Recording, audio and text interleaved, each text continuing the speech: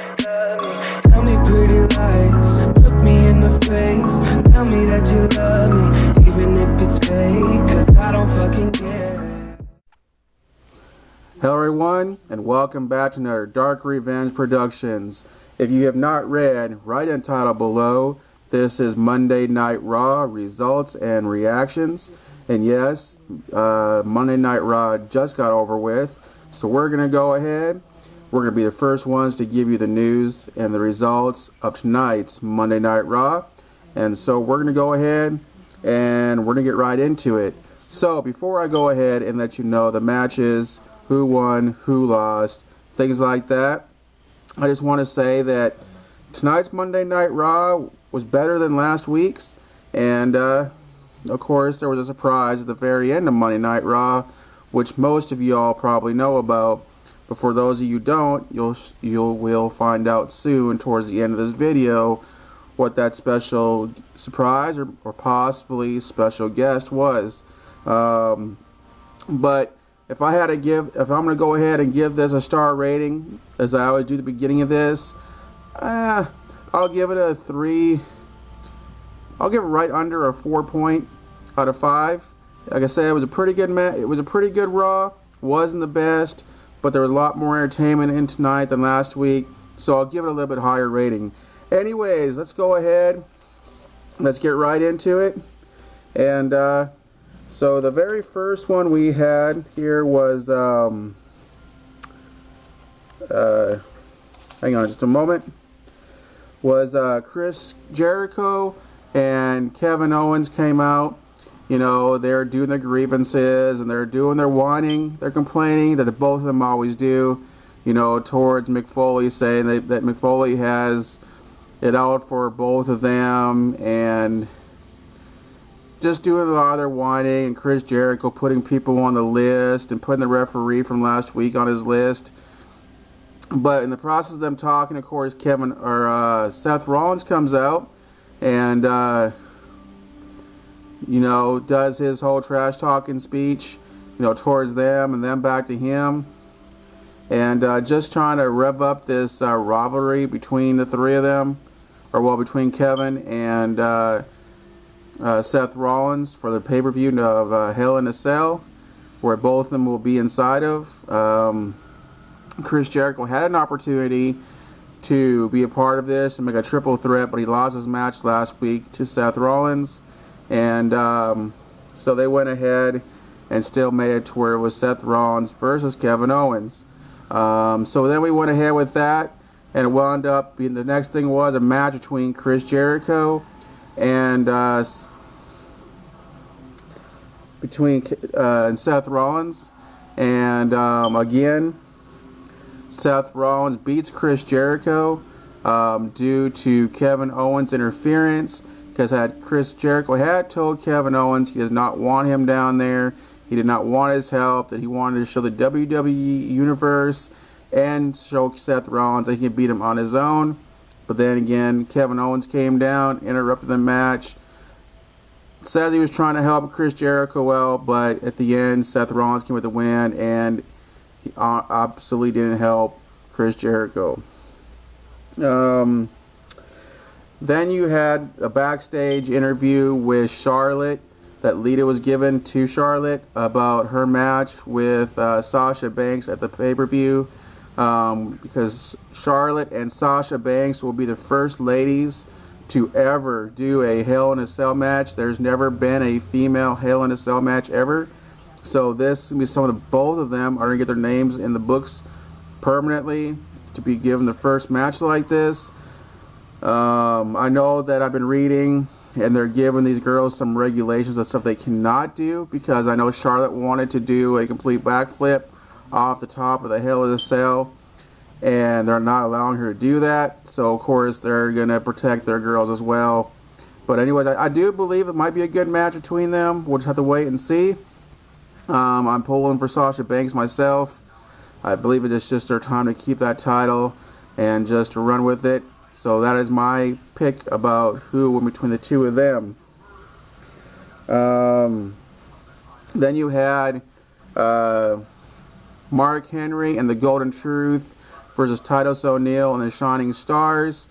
Before the match, they were doing a little thing backstage where Titus O'Neil and the Shining Stars were trying to tell Mark Henry and Golden Truth if they lose, they had to buy all their watches and things like that. But in the match, Mark Henry gave the World's Strongest Slam to Titus O'Neil, and for the 1-2-3 pin, which gave Mark Henry and Golden Truth the win, which I'm kind of glad because Mark Henry really hasn't had a win in probably a year or more, and I'm glad to see they finally gave him a win on that. I mean, I know his time coming up to retire is probably coming up soon. I don't know how soon, but I just had that feeling he'll be retiring eventually next year or two. Then you had Big E versus Sheamus. Of course, you had the New Day coming out, doing their little jokes about Sheamus and Cesaro, and then they want to have in the match. And Cesaro did the same thing that Sheamus did to him last week, where Cesaro this week was doing live Facebook and just doing that while Sheamus was having his match, which distracted Sheamus and gave Big E and the New Day the win. Now in this one, I honestly do feel that Sheamus and Cesaro are going to win the tag team titles at the Hell in a Cell. You know, it's been 400 plus days now that New Day's had these tag team titles, and I feel it's time that it needs to be a change. Switch it up a little bit, and I believe, even though they don't get along, I honestly do believe Sheamus and Cesaro would be a good tag team. Then you had Bo Dallas versus Neville, and Kurt Axel came down with Bo Dallas, and they had their match, and it seemed like backstage Bo Dallas and Curtis Axel weren't getting along all that well, but Bo Dallas did wind up winning his match, and against Neville. I thought for sure Neville was going to win it, but after the match, Bo Dallas then attacked Kurt Axel, so I'm guessing their friendship's no more, because Bo Dallas believes only one person can believe in Bo, and that's himself. Which is true. I mean, you can only believe in yourself. You know, you can't depend on other people to depend on you. I mean, you've got to be able to depend on yourself more than anything else. Then you had Bayley versus Dana Brooks. Last week, Dana Brooks came out and attacked Bayley from behind, which led up to this match tonight. And it was a pretty good match back and forth. Bayley and Dana are pretty good chemistry when it comes to them wrestling in the ring together. But I was hoping that Bayley was going to win the match, but it wound up being Dana Brooks who pulled out the win for this week. And so that's going to continue their little rivalry that they have. I really don't know how it will play out. I'm hoping that next week maybe they'll have another match. Hopefully Bayley will get up there, you know, and get that excitement going and get the match, get the win. I've always been a huge fan of Bayley since NXT, and I believe I'll continue will be. Then you have Braun Strowman, who's been saying for the last 3 weeks, give me better competition, because all they've been doing is giving him a bunch of noobs to fight. So they went ahead and gave him 3 noobs this week, and of course he ran through them like they were nothing and wound up pinning them for the win, as you expect. But as he was fixing to tell Mick Foley he was coming backstage to handle business, Sami Zayn came out to confront Braun Strowman.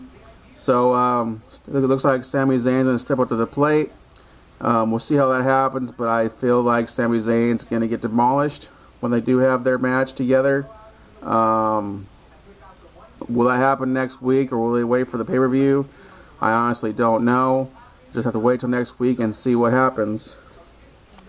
So then your next match, you had Rusev and Reigns. It wasn't a match. It was just Rusev coming out, doing his grievances, saying how mad he is, and that, you know, talking about his family, his dad, his mom, his sister, his brother, you know, his grandma, all of them, showing pictures up on the Titantron screen. And during all that, Roman Reigns came out, interrupted all of it, saying, you don't even look like your dad with the cute little mustache.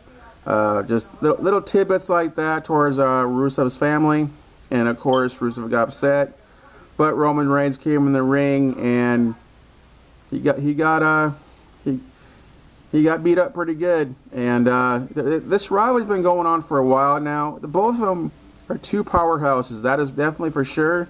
And so it's a good match. I mean, it's not a fast-paced match, but it's a hard-hitting match. It's a strong match, and I believe the two of them have chemistry together when they're in the ring. I feel like they're a good combo for each other. But obviously, I'm a Roman Reigns fan when it comes to the two of them. So I'm hoping Roman Reigns keeps his title at the Hell in a Cell, and I'm hoping that Rusev does not get it back. Then you had Carl Anderson in the Club coming out versus Kaz and Enzo, but it was just only Carl Anderson and Kaz one-on-one with each other. And so they had their match and everything, where the Club came out last week and attacked Kaz and Enzo before their match even started, which is up till tonight. But Kaz did wind up with the win. He got the 1, 2, 3. I'm a huge Kaz and Enzo fan myself. Again, I've always been a fan of theirs since NXT. They're a good tag team. They have good chemistry together. They're funny, and they got the mic skills. They've got the chemistry, and they got the in-ring skills. It's a good combination between the two of them. And I believe eventually they're going to hold those tag team titles and probably hold them for a while when they do. When will they get a chance? Again, I don't know, but I'm hoping soon. I'm hoping very soon that they get the opportunity to get a chance for those titles. And then you had Brian Kendrick and his team versus T.J. Perkins and his team, which was a 3-on-3 match. And of course, these were all cruiserweights, so you expect the high flying, the fast pace, a lot of action, and that's definitely what it was. But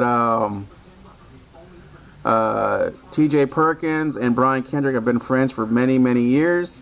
They pretty much grew up together in this sport. But Brian Kendrick's now the bad guy, saying, hey, look, this is my last opportunity probably. I've got to make this the best I can. That goal has got to come with me because, my days are coming down to an end, so I got to make the best of it. So it's going to be good to see between T.J. Perkins and Brian Kendrick at the Hell in a Cell. Let's see what happens. I'm pulling for Brian Kendrick. I remember him back in WWE, back when he was doing that, in a tag team then. So I'm pulling for Brian Kendrick. And then your last match of the night. It wasn't really a match. Anyways, earlier that night, Paul Heyman came out, talking his smack, saying, Goldberg's going to get beat, victimized, humbled, blah, blah, blah.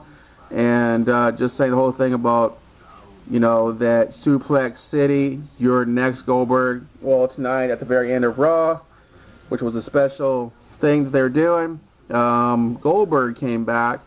And, of course, we already knew that he was going to say yes. But he did say yes. He did say that Brock Lesnar's a coward because he couldn't challenge him face to face, and that he told that he said maybe I have one more in me, maybe I have one more butt kicking in me, maybe I have one more devastating power move in me.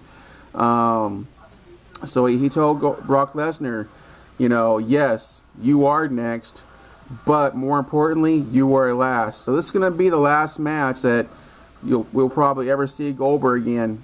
He had his son there tonight. He had his wife there with him.